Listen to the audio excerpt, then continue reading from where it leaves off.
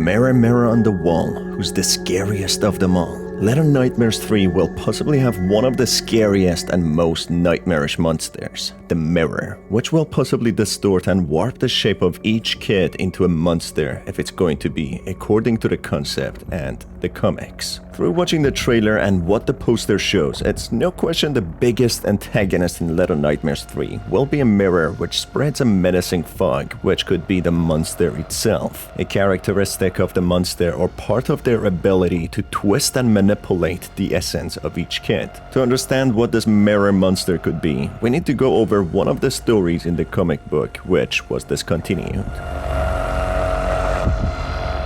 In the original comics, which were written and drawn for the first game, unfortunately getting cancelled and discontinued, it appears as if some of those concepts are being used in the third game, including the mirror. Keep in mind that this is the original comic book and not the digital one which was available to mobile phones for free after Little Nightmares 2. In the Maw 6, finding a group of survivor kids, each covered in a different color hood, she brings them a music box with a mirror, which instantly terrifies one of them, which she shatters with curiosity. That's when she entails her story to why they should stay away from any mirrors. This kid, who has a monstrous crooked shape now, used to be a normal kid in a group of other kids similar to her age group. The setting and the comics are vastly different to the world of Little Nightmares, where it's completely devastated by monsters everywhere, as the story tells a tale about a time where monsters were thought to be only found in kid stories and not exist in the real world. The kid that is a monster now used to be very cautious and scared of monsters, being reluctant to go to an abandoned large house which the friends wanted to explore. Accompanying her group of friends under peer pressure that monsters do not exist, they come across covered large mirrors which seem to have been abandoned for a long time. The kid who is telling the story, being a monster now, is very cautious and scared, and repeatedly warns the others not to uncover the mirrors, but they do not listen. From now, I'll refer to the kid as Orange, as she wears an orange hoodie. With the first cover pulled, the kid who did that sees his reflection distorted, transforming his image into a very tall version of himself. That's when he considers the possibilities and wishes he could be this tall to help the helpless, reach places he cannot, and have an easier life in general. The other kids, seeing how fun this is and want to see their own warped and distorted reflections, they all pull the covers of all the other mirrors, while Orange closes her eyes, repeatedly begging them to stop, as it's not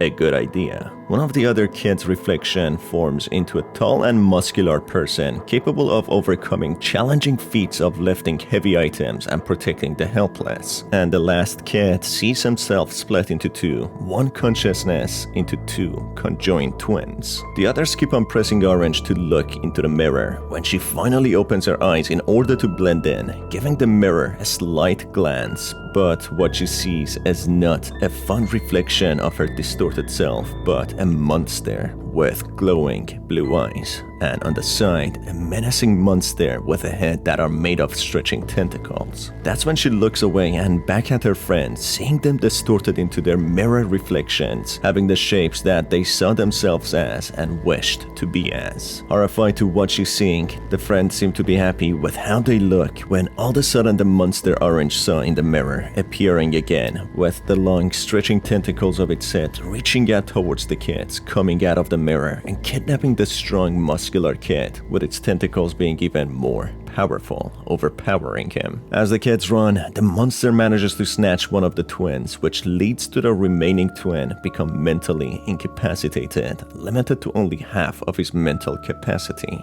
Being trapped, with the monster disappearing momentarily to seemingly consume the kid he just snatched, Orange has a brilliant idea of facing the mirrors towards each other, leading to the monster stretching its tentacle the longest it can so they can distract it and trap it as long as they can in order to break the original mirror which summoned the monster. The plan works, with Orange being used as a bait to run through the mirrors placed opposite to each other, but unfortunately, Orange transforms into a monstrous version of herself while the other kids look into their own mirrors and turn back to their original selves. Despite Orange saving the kids, they give her an empty promise that they will return to her with help, but they never do and run away. And that's the thank you she gets for sacrificing herself.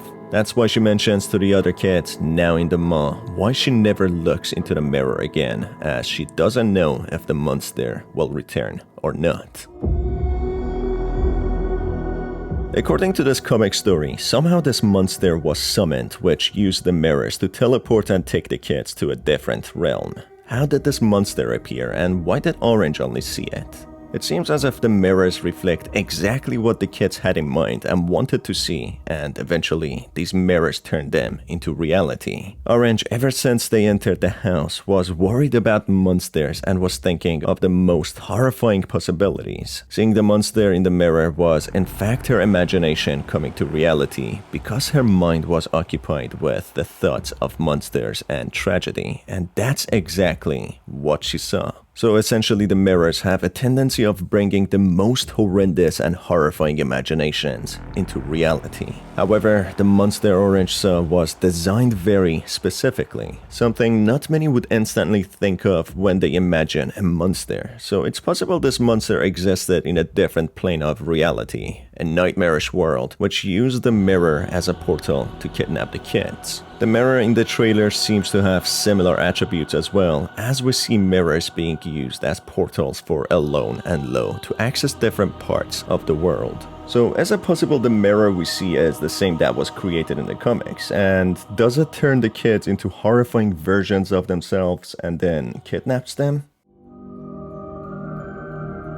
The comics showed the mirrors having the ability to distort the image of the kids, and if they wish to be that way, that would become their reality. It also seems as if the mirrors have the ability to make kids gravitate towards them as if they are put under some sort of spell that manipulates and controls them. Apart from distorting the kids, the mirror also seems to have the ability to teleport. So is it possible the world of Little Nightmares and the nightmarish realities exist within the minds of the children only? That's something that I will discuss in much more depth in an upcoming video. And finally, the mirror seems to be the domain of the monstrous entity with tentacles for head. This entity has the power to manipulate and control the protagonists and make their vivid imaginations come to life. They will see themselves how they want to be like in their darkest and deepest desires. So how could Low and Alone, two seemingly normal kids, go up against such a powerful monster? Six and Mono could only defeat their own monsters, the Thin Man and the Lady, because they themselves possessed powerful abilities. Mono had the signal or transmissional ability, which helped him defeat the Thin Man, and Six had her Hunger and Shadow 6 abilities before she obtained the Lady's powers. Is it possible even Six and Mono looked into mirrors and obtained their abilities that way? As it would make sense how certain kids have abilities and certain ones don't. Unless Low and Alone have some powers themselves, facing such a manipulative and powerful entity such as the mirror and the monster it contains would be near impossible, as it seems to be the most powerful compared to all the previous monsters that we have faced. Not only does this entity have the ability to manipulate the kids, but it also has powerful tentacles that can overpower anything physically. So to summarize, if the mirror we see in the trailer is based on the story of the comics, it will contain a monstrous being with tentacles for head. It's not clear if this entity can exit the mirror and physically face the protagonists, or if it's trapped within the mirror. The mist that accompanies the mirror could be an indication of this entity's powers or presence. It would be very interesting to see how this entity will be utilized in the gameplay mechanics, as extending tentacles from a relatively small space such as the mirror could be very challenging. Anyway, thanks for being here, and I will see you in the next video.